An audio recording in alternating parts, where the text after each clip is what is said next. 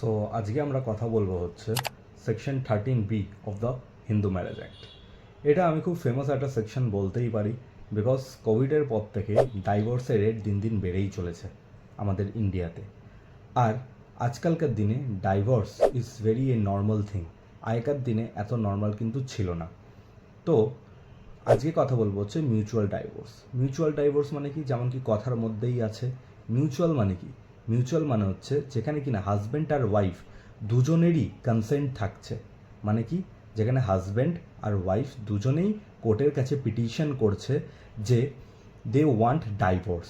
তো সেখানে যে জুডিশিয়াল অফিসার থাকে, যে কোর্ট থাকে, সে দেখে বোঝে যে কেন তারা ডাইভোর্স নিতে চাইছে। যদি ভ্যালুয়েবল গ্রাউন্ডস পায় তাহলে অবশ্যই কোর্ট তাদেরকে ডাইভোর্স গ্র্যান্ট করে। সো এই হচ্ছে 13B of the Hindu marriage act, mutual divorce.